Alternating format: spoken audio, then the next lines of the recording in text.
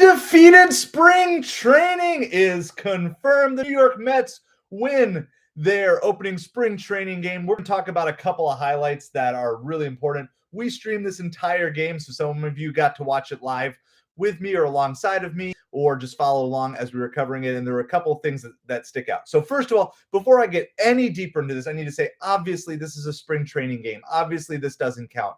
Obviously, we were playing the JV squad of the Houston Astros. This is not going to be a tell-all for the end of the season, okay? So we're going to go over the top. But it is the first time that the New York Mets are playing live baseball this spring, and so we're excited about it. All right, so a couple of things. I'm going to start with the lead, which is more important than what most people are going to be talking about. Most people are going to be talking about Juan Soto up front. That is not my number one takeaway from this game. My number one takeaway from this game, 100%, was how amazingly sharp Clay Holmes looked.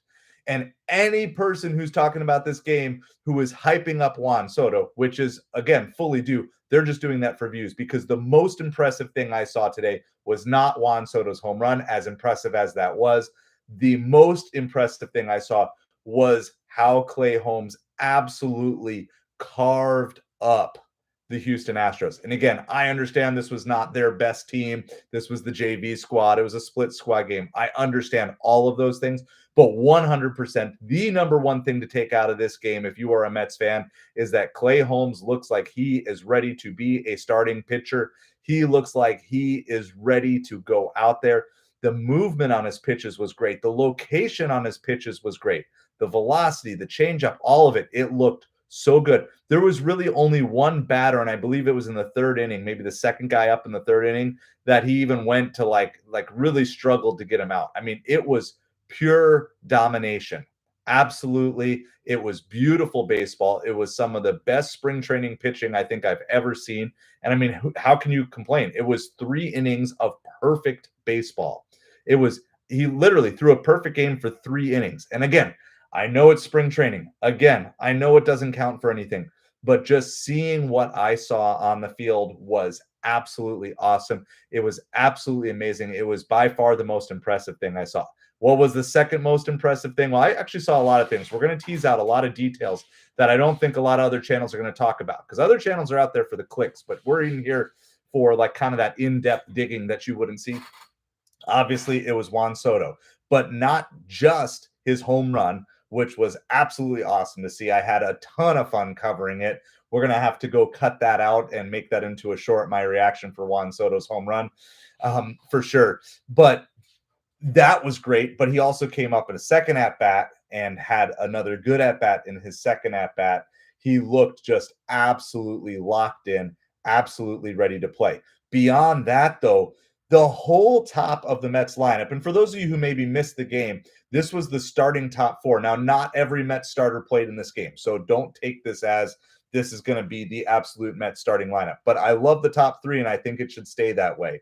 It was Francisco Lindor, Juan Soto, and Pete Alonso. And then batting in fourth today was Francisco Alvarez, and I really like that. And so the rest of the starting lineup after that, McNeil, Luis Torrens, Brett Baty, Azakar, and Ortega. That was the Mets starting lineup. But the top 4, that's where all of the main run production came in. The Mets did score some runs at the end of the game, which we'll kind of highlight a couple of guys who are at least worthy to keep on your radar as potentially making an impact with the Mets a little bit later on this season, or being available as trade bait or different things like that. So we'll kind of see on that. But those top 4, that's where your run production came in. Soto had 2 RBIs. Lindor had 1 RBI. Alonso had 2 walks. Francisco Alvarez had an RBI. And so most of those guys got either 2 or 3 at-bats.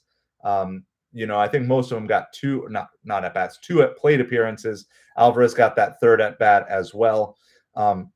So that was really good. And then you could just imagine everything else falling in behind it. Now, what's not going to show in the box score, if you didn't see the game, what's not going to show in the box score is Jeff McNeil absolutely plastered a ball that got knocked down by the wind. And I thought for sure it was going out when he hit it, but they said the wind was blowing in so strong. Absolutely. Like, he looked good. And the part of that I liked was that even after he got out, he was smiling. He wasn't getting upset and frustrated. And I really hope that this is like kind of the not this is like McNeil 3.0, right? McNeil 1.0 was the slash gritty hitter. McNeil 2.0 was the guy who was always getting angry and frustrated. I'm hoping that we're McNeil 3.0, a guy who's going to go out there and work hard, but just say, look, sometimes things aren't just going to go your way, and there's nothing you can do but laugh it off. And it's just what it is, because he absolutely plastered that. He looked really good. Another player that I thought did really well was Brett Baty. Brett Baty had a couple of difficult at bats, and he really battled all the way through. And I liked his approach with 2 strikes. He got a hit today, and I really like that. He did look outmatched in a couple of the pitches, and he swung at some pitches early in the count that were not good pitches. So there's definitely things to work on, but he also, when he got to 2 strikes, he battled, he kept fouling things off, he put the ball in play. I thought that Brett Baty had a really, really good couple of plate appearances today. Another player who stuck out was Yanni Hernandez. I believe that I got the name right.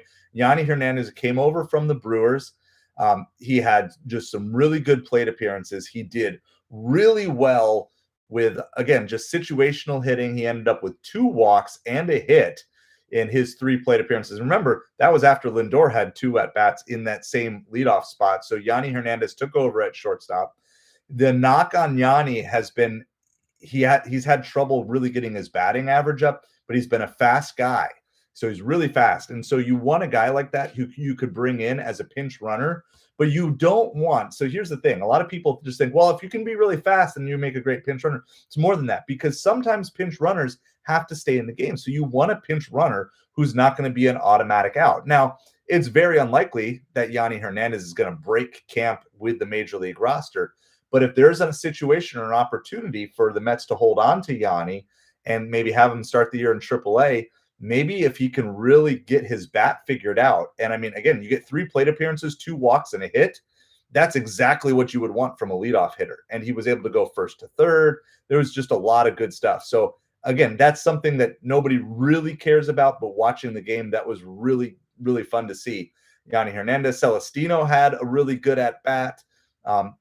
Alex Ramirez had a decent game. He made a good play as well. So there's a lot of things. I'm learning too, as I'm just kind of streaming. I need to kind of write down some of the smaller things because they're definitely hard to remember all afterwards. But the Mets played well. Of course, this game doesn't matter.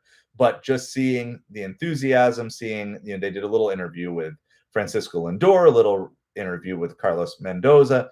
It just seems like the vibes are high. It is just, the team is excited. They're ready to be there. They're ready to put in the work. And so I'm super excited about all of that. Let me know what stood out to you. But I say the lead will be Juan Soto, but the lead should be Clay Holmes. If you were kind of doubting, like, are the Mets going to be ready? What are the Mets going to do for pitching? Look, the Mets may ending up getting a frontline starter at some point in time this season. But I think today gives them a little more confidence to not need to have to go and rush out and trade away the farm to get some front end guy. Because if you got Senga and you got Clay Holmes and then you've got Peterson, all of a sudden it's like, okay, these pieces are starting to fall into place. You're going to have a battle for the 5th or 6th starter slot, depending on how many guys and how many arms the Mets choose to go with.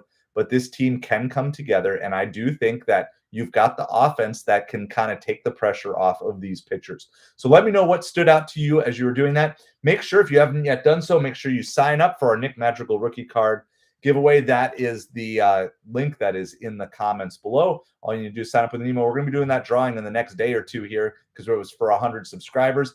And we're going to keep doing more drawings. So you enter for the first one, you're entered for all of them.